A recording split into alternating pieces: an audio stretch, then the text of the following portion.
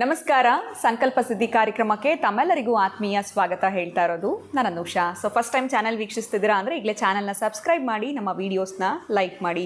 ಜೀವನದಲ್ಲಿ ಬರ್ತಾ ಇರುವಂಥ ತೊಂದರೆಗಳು, ಕಷ್ಟಗಳು, ಸಮಸ್ಯೆಗಳು ಎಲ್ಲ ರೀತಿ ಪರಿಹಾರ ಮಾಡ್ಕೊಳ್ತಾ ಇದ್ದೀವಿ. ಹೋಮ ಹವನಗಳು ಮಾಡಿಸಿದ್ದೀವಿ, ಪುಣ್ಯಕ್ಷೇತ್ರಗಳ ಭೇಟಿ ಮಾಡಿದ್ದೀವಿ. ಆದರೂ ಕೂಡ ನಾವು ಎಲ್ಲೋ ಸಮಸ್ಯೆಯಿಂದ ಹೊರಗಡೆ ಬರೋಕ್ಕಾಗ್ತಿಲ್ಲ ಅಂತಂದರೆ ಖಂಡಿತ ನೀವು ಚಿಂತನೆ ಮಾಡೋಕ್ಕೆ ಹೋಗಬೇಡಿ. ಇವತ್ತೇ ನೀವು ಅಕ್ಷಯ ವೃಕ್ಷವನ್ನು ಬರ್ಮಾಡ್ಕೊಳ್ಳಿ. ನಿಮ್ಮ ಕಷ್ಟಗಳಿಂದ, ಸಮಸ್ಯೆಗಳಿಂದ ನಿಮಗೆ ಹೊರಗಡೆ ಬರೋದಕ್ಕೆ ಸಹಾಯ ಆಗುತ್ತೆ. ಇನ್ನು ಕಾರ್ಯಕ್ರಮದಲ್ಲಿ ನಮ್ಮ ಜೊತೆಲಿದ್ದಾರೆ ಸ್ಪಿರಿಚುವಲ್ ಗುರು ಡಾಕ್ಟರ್ ವಿಷ್ಣು ದತ್ತ ಗುರುಜಿಯವರು. ಗುರುಗಳನ್ನ ಕಾರ್ಯಕ್ರಮಕ್ಕೆ ಬರ್ಮಾಡ್ಕೊಳ್ಳೋಣ. ನಮಸ್ತೆ ಗುರುಗಳೇ, ಕಾರ್ಯಕ್ರಮಕ್ಕೆ ಭಕ್ತಿಯ ಸ್ವಾಗತ. ಗುರುಗಳೇ, ಇವತ್ತಿನ ವಿಚಾರ ನಾನು ಕೇಳಬೇಕಾಗಿರುವಂಥದ್ದು ಒಂದು ರೀತಿ ಒಂದು ಟ್ರೆಂಡ್ ಆಗಿಬಿಟ್ಟಿದೆ ಅಂತಲೇ ಹೇಳ್ಬೋದು ಇವಾಗ. ಯಾಕಂತಂದರೆ ಎಲ್ಲ ಹೆಸರಾಂತ ವ್ಯಕ್ತಿಗಳು ಕರೆಕ್ಟಾಗೇ ಇರ್ತಾರೆ, ನೋಡೋದಕ್ಕೆ ತುಂಬ ಫೇಮಸ್ಸು, ಸೆಲೆಬ್ರಿಟಿ ಎಲ್ಲ ಆಗಿರ್ತಾರೆ. ಕಟ್ ಮಾಡಿದ್ರೆ ಯಾವುದೋ ಒಂದು ಸಮಸ್ಯೆಯಲ್ಲಿ ಸಿಗ್ಹಾಕ್ಕೊಂಡು ಜೈಲುವಾಸ, ಜೈಲು ಅನುಭವಿಸುವಂಥದ್ದು ಆಗ್ತಾ ಇರುತ್ತೆ. ಸೊ ಹೆಸರು ತೊಗೊಳ್ಳೋದು ಬೇಡ, ಇವಾಗ ನೋಡ್ತಾ ಇದ್ದೀವಿ, ಪ್ರತಿಯೊಬ್ಬರಿಗೂ ಅದೇ ನ್ಯೂಸ್ ಅಂತಲೇ ಹೇಳ್ಬೋದು. ಮುಂಚೆ ಟೈಮ್ ಚೆನ್ನಾಗಿರುತ್ತೆ, ಅಷ್ಟು ನೇಮ್ ಆ್ಯಂಡ್ ಫೇಮ್ ಇರುತ್ತೆ. ಯಾಕೆ ದಿಢೀರಂತ ಈ ರೀತಿಯಾಗಿರುವಂಥ ಕೆಳಮಟ್ಟದ ಕೆಲಸಗಳು ಮಾಡುವಂಥದ್ದಾಗಿರ್ಬೋದು, ಅಥವಾ ಅವರ ಒಂದು ಬ್ಯಾಡ್ ಟೈಮ್ ಶುರುವಾಗುತ್ತಾ, ಯಾಕೆ ಆ ರೀತಿ ಆಗುತ್ತೆ? ಸೊ ಒಂದೇ ವ್ಯಕ್ತಿನ ನಾವು ಎರಡು ಥರನೂ ನೋಡಿರ್ತೀವಿ. ಒಂದು ದೊಡ್ಡ ವ್ಯಕ್ತಿಯಾಗೂ ನೋಡಿರ್ತೀವಿ, ಇನ್ನೊಂದು ಯಾವುದೋ ಒಂದು ಸಮಸ್ಯೆಗಳಿಂದ ಜೈಲು ಹೋಗುವಂಥದ್ದು ಅಥವಾ ಯಾವುದೋ ಒಂದು ಕೋರ್ಟ್ ಕೇಸ್ ವಿಚಾರಗಳು ಸಿಗಾಕೊಳ್ಳುವಂಥದ್ದು, ಈ ಥರ ನೋಡಿರ್ತೀವಿ. ಯಾಕೆ ಹಿಂಗಾಗತ್ತೆ ವ್ಯಕ್ತಿಗಳಲ್ಲಿ? ಏನು ಸಮಸ್ಯೆ ಬರಬಹುದು? ಇದ್ರ ಬಗ್ಗೆ ತಿಳಿಸಿ ಗುರುಗಳು ದಯವಿಟ್ಟು. ಓಂ ವಿಶ್ವಸ್ಮೈ ನಮಃ. ಪ್ರೀತಿಯ ಬಂಧುಗಳೇ, ಗುಮ್ಮ ಕೂತಿರುತ್ತೆ, ಗುಮ್ಮಂತರ ಕೂತಿರುತ್ತೆ, ಅದರ ಹೆಸರೇ ಕರ್ಮ. ನಮಗೆ ಈ ಲೋಲುಪತೆಗಳು, ಐಷಾರಾಮದ ಜೀವನ, ಕೈಗೊಬ್ಬ ಕಾಲಿಗೊಬ್ಬ ಹಾಳು ಕಾಳುಗಳು ನಮ್ಮನ್ನು ಗೊತ್ತಿಲ್ಲದೆ ನಮ್ಮ ಒಳಗಡೆ ಮದವನ್ನು ಪ್ರೇರೇಪಿಸುತ್ತೆ, ಮಾತ್ಸರ್ಯವನ್ನು ಹುಟ್ಟಿಸುತ್ತೆ, ಆಸೆಯನ್ನು ಹುಟ್ಟಾಕತ್ತೆ. ಅದು ಬೇಕು, ಇದು ಬೇಕು, ಮತ್ತೊಂದು ಬೇಕು, ಇನ್ನೊಂದು ಬೇಕು, ಎಲ್ಲವೂ ಇದೆ ಆತನ ಹತ್ರ. ಈಗ ಊಟಕ್ಕೆ ಇಲ್ಲದವನು ಅವನ ಊಟ ಸಂಪಾದನೆ ಮಾಡ್ಕೊಳ್ಳೋಕ್ಕೆ ಪ್ರಯತ್ನ ಪಡ್ತಿರ್ತಾನೆ. ಇನ್ನು ಊಟಕ್ಕಿದೆ, ಅವನಿಗೆ ಬಟ್ಟೆಗಿದೆ, ಮುಂದಿನ ಪೀಳಿಗೆಗೆ ಅವನು ಜೋಪಾನ ಮಾಡಲಿಕ್ಕೆ ದುಡಿತಾ ಇರ್ತಾನೆ. ಇವನ ಹತ್ರ ದುಡಿದಿರತಕ್ಕಂತಹದ್ದು 3 ಜನ್ಮಗಳಿಗಾಗತ್ತೆ. ಮತ್ತು ಕೆಲಸ ಏನಿದೆ ಅವರಿಗೆ? ಏನಿದೆ ಅವಾಗ ಅವರಿಗೆ? ಅವರ ಮನಸ್ಸು ಎಲ್ಲ ಅದೇ ಹೇಳೋದು. ಕರ್ಮ ಅಂತ ಯಾಕೆ ಹೇಳ್ತಾ ಇದ್ದೇನೆ ಅಂತಂದರೆ, ಅದು ಬ್ಯಾಲೆನ್ಸಲ್ಲಿ ಇದ್ದದ್ದು ಪುಣ್ಯ ಕಳೆದು ಹೋಗಿ ಪಾಪದ ರಾಶಿ ಮೇಲೆ ಎದ್ದು ಬರ್ತಾ ಇದೆ ಅಂತಂದರೆ ಯಾರೋ ಒಬ್ಬರು, ಈಗ ಇವರು ಮುನಿರತ್ನಂ ತೆಗೆದುಕೊಳ್ಳೋಣ, ರಾಜರಾಜೇಶ್ವರನಗರದ MLA ಮುನಿರತ್ನಂ ತೆಗೆದುಕೊಳ್ಳೋಣ, ಅಥವಾ ಡೆಲ್ಲಿಯ CM ಕೇಜ್ರಿವಾಲ್ ತೆಗೆದುಕೊಳ್ಳೋಣ, ಅಥವಾ ಇತ್ತೀಚೆಗೆ ನಮ್ಮ ದರ್ಶನ್ ತೆಗೆದುಕೊಳ್ಳೋಣ. ನೀವು ಹೇಳಿದ್ರಲ್ಲ, ಪಾಪ್ಯುಲಾರಿಟಿ ಆಗಿರ್ತಕ್ಕಂಥವ್ರು ಎಲ್ಲ ಫೆಮಿಲಿಯರ್ ಫೇಸ್ಗಳಿವೆಲ್ಲ ಅಂತ ಏನು ಹೆಸರುವಾಸಿ ಆಗಿರ್ತಕ್ಕ ಎಲ್ಲರೂ ಕೂಡ, ನಾನು ಹೇಳ್ತಾ ಇರ್ತಕ್ಕಂಥದ್ದು, ಯಾರೆಲ್ಲ ಕೂಡ ಬಂಧನ ಯೋಗಕ್ಕೆ ಒಳಪಟ್ಟಿರುತ್ತಾರೋ ಕರ್ಮಕಾರಕನಾಗಿರತಕ್ಕಂತಹ ಶನಿಯೇ ಮೂಲ ಕಾರಣ, ಮುಖ್ಯ ಕಾರಣ. ಎಲ್ಲೋ ಮಾಡಿದ್ರಲ್ಲ, ಈಗ ಒಂದು ಎಕ್ಸಾಂಪಲ್ ತೆಗೆದುಕೊಳ್ಳೋಣ, ಈ ಮುನಿರತ್ನಂದೇ ತೆಗೆದುಕೊಳ್ಳೋಣ. ಯಾವಾಗಲೂ ಕೂಡ ನಮಗೆ ಒಬ್ಬ ನಿಷ್ಠಾವಂತನಾಗಿ, ಪ್ರಾಮಾಣಿಕವಂತನಾಗಿ ನಮ್ಮ ಕಣ್ಣ ಮುಂದೆ ಗೋಚರ ಆಗ್ತಾ ಇದ್ದಿದ್ದು ಮಿನಿಸ್ಟ್ರ್ ಆಗಿರ್ಬೋದು, ಅಥವಾ ಎಷ್ಟು ಸಲ ಈಗ MLA ಆಗಿರ್ಬೋದು, BJPಲಿ ಗುರುತಿಸ್ಕೊಂಡಿರ್ಬೋದು, ಅದಕ್ಕೆ ಮೊದಲು ಕಾಂಗ್ರೆಸ್ದಾಗ ಗುರುತಿಸ್ಕೊಂಡಿರ್ಬೋದು, ಎಲ್ಲ ಒಳ್ಳೆಯ ನಾಯಕನಾಗೇ ಕಾಣಿಸ್ಕೊಂಡಿರ್ತಕ್ಕಂಥದ್ದು, ಒಂದೇ ಒಳ್ಳೆಯ ನಾಯಕನೇ ಕಾಣಿಸ್ಕೊಂಡಿರ್ತಕ್ಕಂಥದ್ದು. ಎಲ್ಲೋ ಒಂದು ಕರ್ಮದ್ದು ಆ ಒಳ್ಳೆಯ ಸಂದರ್ಭದಲ್ಲಿ ಮಾಡಿದ್ದು ಯಾವುದು ಕೂಡ ಲೆಕ್ಕಕ್ಕೆ ಬರೋದಿಲ್ಲ. ಒಬ್ಬಾಕೆ ನನಗೆ ತೊಂದರೆ ಕೊಟ್ಟಿದೆಯಾ, ಮೋಸ ಮಾಡಿದೆಯಾ ಅಂತಕ್ಕಂತಹದ್ದು ಎಲ್ಲೋ ಒಂದು ಕಡೆ ನೊಂದುಕೊಂಡಾಗ ಅದು ನಿಜ ಇರಬೇಕು, ಆಕೆ ನಿಜ ಇರಬೇಕು. ಅದು ಕೂಡ ಎಲ್ಲೋ ಒಂದು ಕಡೆ ಮೋಸದಿಂದಲೋ ಅಥವಾ ಅನ್ಯಾಯದಿಂದಲೋ ಶಾಪ ಹಾಕಿದ್ರೆ ಅಪ್ಲೈ ಆಗಲ್ಲ. ಈತ ಹಾಗೆ ನಡ್ಕೊಂಡಿರಬೇಕು. ಹಾಗೆ ನಡ್ಕೊಂಡಿದ್ದರೆ ಮಾತ್ರ ಅದು ಗುಮ್ಮವಾಗಿ ಕೂತಿರುತ್ತೆ, ಮತ್ತೆ ಅದು ಎದ್ದು ಬರುತ್ತೆ. ಈತನ ಸಣ್ಣದೊಂದು ಸಣ್ಣ ದಾರಿ. ಈಗ ನೋಡಿ, ಯಾರೋ ಒಬ್ಬ ಗುತ್ತಿಗೆದಾರನಿಗೆ ಅವ್ಯಾಚ್ಯ ಶಬ್ದಗಳಿಂದ ಬೈದತ್ತು. ಅಂದರೆ ಈತ ಒಬ್ಬ ಲೀಡ್ರು, ನಾನು ಒಬ್ಬ MLA, ಇನ್ನೂ 5 ವರ್ಷ ಇರ್ತೀನಿ, ಜ್ಞಾಪಕ ಇರಲಿ ನಿನಗೆ, ಏನು ಅಂದ್ಕೊಂಡಿದ್ದೀಯ ನನ್ನ, ಇಷ್ಟೇ ಸಾಕು. ಇವನು ಒಳಗಡೆ ಕಲಿ ಪ್ರವೇಶವಾಗಿಬಿಡ್ತಾನೆ. ಕಲಿ ಪ್ರವೇಶವಾದಂತಂದರೆ ಅವನತಿಗೆ ಕಾರಣ.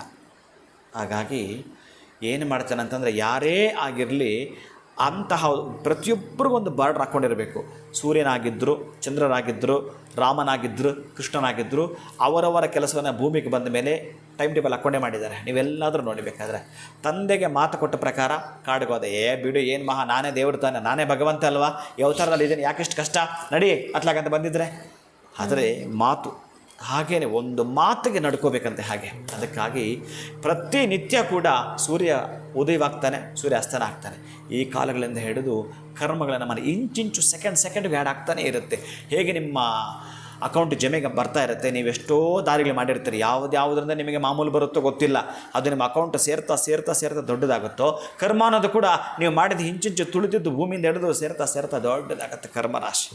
ಆದರೆ ಒಂದು ಸಲ ಇದಕ್ಕಿಂತ ಸ್ವಲ್ಪ ಒಂದು ಇಂಚು ಅದು ದೊಡ್ಡದಾಯಿತು ಅಂತಂದರೆ ಲಾಕ್ ಸಿಸ್ಟಮ್. ನೀವು ಮೊಬೈಲ್ಗೆ ಹಾಕ್ಕೊಂಡಿದ್ದು ಕರೆನ್ಸಿನೇ ಇಷ್ಟೇ ಅಂತ ಹಾಕ್ಕೊಂಡ್ರೆ 1 ನಿಮಿಷ ಎಕ್ಸ್ಟ್ರಾ ಮಾತಾಡೋಕ್ಕಾಗಲ್ಲ, ನೀವು ಲಾಕ್ ಆಗಿಬಿಡುತ್ತೆ. ಅದು ನಾವೇ ಕಂಡುಹಿಡಿದಿದ್ದು, ನಮ್ಮದೇ ಅದು ಬದುಕು. ಇನ್ನು ಭಗವಂತ ಅನ್ನೋವನ ಬದುಕಲ್ಲಿ ಅವನ ಕೌಂಟಿಂಗಲ್ಲಿ ಏನೇನು ಇರ್ತವೆ. ಅದಕ್ಕಾಗಿ ಮಾಡಿರ್ತಕ್ಕಂಥದ್ದು ಕರ್ಮ ಏನಿದೆ ಅದು ಯಾರನ್ನೂ ಬಿಡಲಾರದು, ಭಗವಂತನನ್ನೇ ಬಿಡಲಾರದು.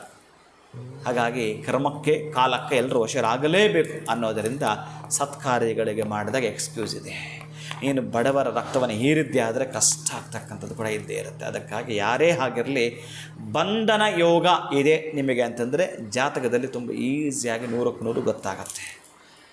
ಅಂತಹ ಬಂಧ ವಿಮೋಚನೆ ಯೋಗವೂ ಕೂಡ ಇದ್ದೇ ಇರುತ್ತೆ. ಅದಕ್ಕಾಗಿ ನಾನೇನು ಹೇಳ್ತೀನಿ ಅಂತಂದರೆ, ಆ ಕರ್ಮಗಳು ಮಾಡ್ತಕ್ಕಂಥದ್ದು ಏನು ಇದ್ದಾವೋ ಅವು ಗೊತ್ತಿದ್ದೋ ಗೊತ್ತಿಲ್ಲದೋ ಮಾಡಿಬಿಟ್ಟಿದ್ದೇವೆ, ಅದಕ್ಕೆ ಪ್ರಾಯಶ್ಚಿತ್ತವನ್ನು ಮಾಡಿಕೊಳ್ತಕ್ಕಂಥ ಪ್ರತಿನಿತ್ಯದ ಒಂದು ಉಪಾಸನೆಯಲ್ಲಿ ಇರುತ್ತಂತೆ. ಅಂತಹ ಉಪಾಸನೆ ನಿಮ್ಮಗಳಿಗೆ ಸಂಬಂಧಪಟ್ಟಾಗಿರತಕ್ಕಂಥದ್ದು ಇರುತ್ತೆ.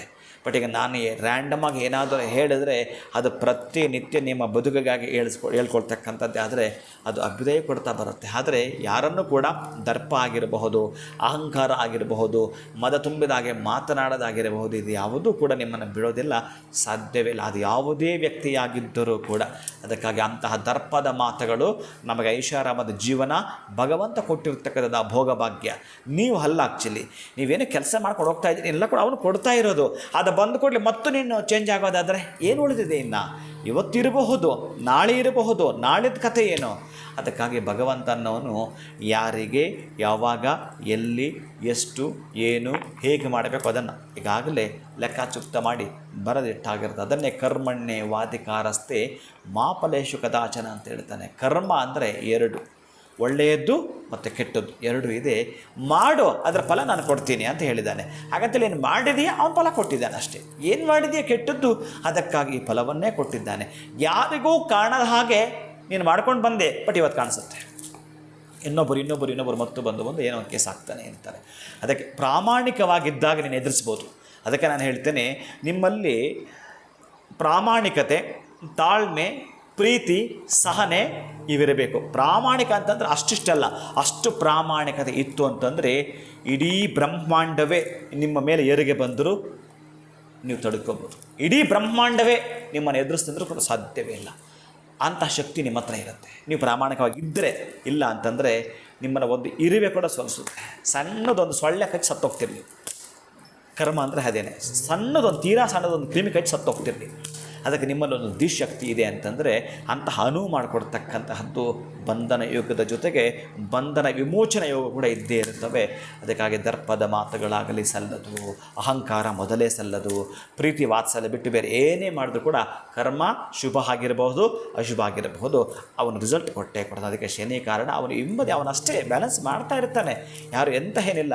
ಸೂರ್ಯನ ಹತ್ರ ಇದ್ದವ ಯಾರು ಈ ಚಿತ್ರಗುಪ್ತ, ಅವನು ಕ್ಯಾಲ್ಕುಲೇಟರ್ ರಿಸ್ಕ್ ಅಷ್ಟು ತೆಗೆದುಕೊಳ್ತಾನೆ ತುಂಬ ಚೆನ್ನಾಗಿ. ಎಷ್ಟು ಚೆನ್ನಾಗಿ ಅಂತಂದರೆ ನಮ್ಮಲ್ಲಿ ಒಂದೊಂದು ಲೆಕ್ಕನೇ ಬಿಡಲ್ಲ ಅಂತ. ನಮ್ಮಲ್ಲಿ ಒಬ್ಬ ಹೆಣ್ಣು ಮಗಳಿದ್ದಾಳೆ, ಆಕೆ ರಿಸೆಪ್ಷನಿಸ್ಟು ಸ್ನೇಹ ಅಂತೇಳಿ. 10 ರೂಪೀಸ್ ಲೆಕ್ಕ ನೀವು 10 ಮಿನಿಟ್ಸ್ಗಳು ಕರೆಕ್ಟಾಗಿ ಲೆಕ್ಕ ಕೊಟ್ಟಿರ್ತಾಳೆ.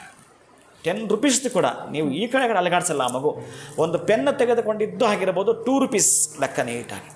ಆ ಮಗುವಿಗೆ ಎಷ್ಟೇ ಕಷ್ಟ ಬಂದರೂ ಅದನ್ನು ಉಪಯೋಗಿಸಲ್ಲ. ಏನಮ್ಮ ನೀ ಇಂಥದ್ದು ಕಾಲು ನೋವು ಅಂತ ಮತ್ತೊಂದು ನಿನ್ನ ಹತ್ರ ಹಣ ಇದೆಯಲ್ಲ ಉಪಯೋಗಿಸ್ಬೋದಲ್ಲ, ಅದು ನಂದಲ್ಲ ಸ್ವಾಮೀಜಿ ಅಂತಾಳೆ. ಆ ತರಹದ ಪ್ರಾಮಾಣಿಕ. ನಾನು ಸರೆಂಡರ್ ಆಗಿಬಿಟ್ಟೆ ಆ ಮಗುಗೆ. ಕೇಳಿದೆ, ಆಕಸ್ಮಿಕ, ನಾವು ಹೆಚ್ಚು ಕೊಟ್ಟರು ತೆಗೆದುಕೊಳ್ಳಲ್ಲ. ಈ ಪ್ರಾಮಾಣಿಕತೆಗೆ ಬಹುಶಃ ಆ ಮಗು ಇನ್ನು ಯಾವತ್ತೂ ಏನು ಕೆಲಸ ಮಾಡಿಲ್ಲ ಅಂದರೂ ಆ ಮಗುನ ಲೈಫ್ ಲಾಂಗ್ ನಾವು ನೋಡ್ಕೋಬೇಕು. ಅಲ್ಲಿಗೆ ಹೊರಟ್ಬಿಟ್ಟೆ ನಾನು. ಇದು ಪ್ರಾಮಾಣಿಕತೆ ಅಂದರೆ. ಮತ್ತೆ ಏನೇನೋ ನಮ್ಮದು ನಡೆಯುತ್ತೆ ಅಂತೇಳಿ ಹೇಗೇಗೋ ನಡೆದುಕೊಳ್ಳೋದು ಸಲ್ಲದು ಪ್ರೀತಿ. ಇದಕ್ಕಿಂತ ಹೆಚ್ಚಿಗೆ ಮಾತನಾಡಿದ್ರೆ ಇನ್ನೇನೇನೋ ನಾನು ಮಾತಾಡಲಿಕ್ಕೆ ಹೊರಡಬೇಕಾಗತ್ತೆ. ಅನುಷ್ಠಾನ ನಂಬಿದರೆ ಹಿಂಬು, ನಂಬದಿರ್ದೊಡೆ ಬಂಬು. ಹಾಗಾಗಿ ಭಗವಂತನ ನಂಬೋದಿದೆಯಲ್ಲ, ಅದು ಬಹಳ ಅದ್ಭುತವಾಗಿರ್ತದೆ. ಏನು ಭಗವಂತ ಅಂತಂದರೆ ನೀವು ಚೆನ್ನಾಗಿ ಅರ್ಥ ಮಾಡ್ಕೊಳ್ಳಿ. ಈಗ ಒಂದು ವಿಮಾನ ಹೋಗ್ತಾ ಇದೆಯಲ್ಲ, ವಿಮಾನ ನಿಮ್ಮ ಕಣ್ಣಿಗೆ ಕಾಣ್ತಾ ಇದೆ. ವಿಮಾನ ಕಣ್ಣಿಗೆ ಕಾಣ್ತಾ ಇದೆ ಅಂತಂದರೆ ಇಡೀ ವಿಶ್ವವೇ ಅದು ಅಂದ್ಕೊಳ್ಳಿ. ಆ ವಿಮಾನ ಹೋಗ್ತಾ ಇದೆ ಅಂತಂದರೆ ಅದರಲ್ಲಿ ಚಾಲಕ ನಿಮಗೆ ಕಾಣಿಸೋದಿಲ್ಲ. ಏನು ಆ ಕಾಕ್ಪಿಟ್ ಮೇಲೆ ಕುಳಿತಿರ್ತಕ್ಕಂಥ ಪೈಲಟ್ ಇದ್ದಾನೆ ನಿಮಗೆ ಅವ್ನು ಕಾಣಿಸೋದೇ ಇಲ್ಲ. ಹಾಗಂತೇಳಿ ವಿಮಾನ ಇಲ್ಲ ಅಂತನಾ, ಹೋಗ್ತಾಯಿಲ್ಲ ಅಂತ ಅರ್ಥನಾ? ಆ ವಿಮಾನಕ್ಕೆ ಅವನಿದ್ದರೆ ಮಾತ್ರ ಅದು ಹೋಗುವಂಥದ್ದು. ಹಾಗೇ ಈ ಜಗತ್ತನ್ನು ವಿಮಾನ ನಡೆಸೋ ಒಬ್ಬ ಚಾಲಕ ಇದ್ದಾನೆ, ಅವನೇ ಭಗವಂತ. ಅವನೇ ಭಗವಂತ. ಅದನ್ನೆಲ್ಲೂ ತಲುಪಿಸ್ತಾನೆ, ಒಳ್ಳೆಯದಾಗಿರಲೇ ಕೆಟ್ಟದ್ದಾಗಿರಲಿ. ಅದಕ್ಕಾಗಿ ಸಾಧ್ಯ ಆದಷ್ಟು ಗೊತ್ತಿಲ್ವಲ್ಲ, ಇಲ್ಲಿ ತನಕ ಏನೇನು ಮಾಡ್ಕೊಂಡು ಬಂದಿದ್ದೀವೋ ಇನ್ನು ಮುಂದಕ್ಕಾದರೂ ಹೆಜ್ಜೆ ಹೆಜ್ಜೆಗೂ ನಮ್ಮ ತಪ್ಪಿನ ಅರಿವು ನಾವು ತಿಳಿದುಕೊಳ್ತಕ್ಕಂಥದ್ದು. ತಪ್ಪು ಮಾಡಿದ್ರೆ ಕ್ಷಮೆ ಕೇಳುವಂಥದ್ದು, ಅಥವಾ ನಮ್ಮ ತಪ್ಪಿಲ್ಲ ಅಂತಂದರೂ ಕೂಡ ಪ್ರೀತಿ ವಾತ್ಸಲ್ಯದಿಂದ ಅಪವಾದವನ್ನು ಮೈ ಮೇಲೆ ಎಳೆದುಕೊಂಡಾದರೂ ನಮ್ಮ ಸಮಯಕ್ಕಾಗಿ ನಾವು ಕಾದು ಹೋಗ್ತಾ ಇದ್ದರೆ ಅವನೇ ಬೆಚ್ಚ ಬಿದ್ದು ಬಿಟ್ಟು ನಿಮ್ಮ ಸುತ್ತು ಅದೃಷ್ಟದ ಗೋಡೆ ನಿರ್ಮಾಣ ಮಾಡಿಕೊಡ್ತಾನೆವಾ. ಖಂಡಿತ ಗುರುಗಳೇ, ಇಲ್ಲಿವರೆಗೂ ಅಥವಾ ಈ ಕ್ಷಣದವರೆಗೂ ಏನು ಮಾಡಿದ್ದೀವೋ ಗೊತ್ತಿಲ್ಲ. ಈ ವಿಡಿಯೋ ನೋಡಿದ ಮೇಲೆ ಇನ್ನು ಮುಂದೆ ನಿಜವಾಗ್ಲೂ ನಾವು ತಪ್ಪುಗಳನ್ನು ಮಾಡಬಾರ್ದು. ಯಾಕಂದರೆ ಕರ್ಮ ರಿಟರ್ನ್ಸ್ ಅಂತಲೇ ಹೇಳ್ಬೋದು. ನೀವು ಹೇಳಿಬಿಟ್ರಿ, ಅದು ಒಳ್ಳೇದಾಗಿರ್ಬೋದು ಕೆಟ್ಟದಾಗಿರ್ಬೋದು, ಅದು ಬಂದೇ ಬರುತ್ತೆ, ನಮಗೆ ತಟ್ಟುತ್ತೆ ಅಂತ. ಇನ್ನು ಬಂಧನ ಯೋಗ ಇತ್ತು ಅಂತಂದರೆ ತಪ್ಪಿಸೋದಕ್ಕೆ ಸಾಧ್ಯನೇ ಇಲ್ಲ ಅಂತ ತಿಳಿಸಿದ್ರಿ. ಭಾಳ ಅದ್ಭುತವಾಗಿತ್ತು ನೀವು ತಿಳಿಸಿದಂತಹ ವಿಚಾರ. ಧನ್ಯವಾದಗಳು ತಮಗೆ. ನಮಸ್ಕಾರ. ಹರೇ ಶ್ರೀನಿವಾಸ. ಗುರುಗಳ ಮಾತನ್ನ ಕೇಳಿಸ್ಕೊಂಡ್ಮೇಲೆ ಖಂಡಿತ ಒಂದು ರೀತಿಯಾಗಿರುವಂಥ ಬದಲಾವಣೆ ನಮಗೆ ಆಗತ್ತೆ ಅಂತಲೇ ಹೇಳ್ಬೋದು. ಇವತ್ತಿನ ವಿಡಿಯೋ ತಮ್ಮೆಲ್ಲರಿಗೂ ಇಷ್ಟ ಆಗಿದೆ ಅಂತ ಭಾವಿಸ್ತೀನಿ. ನಮಸ್ಕಾರ.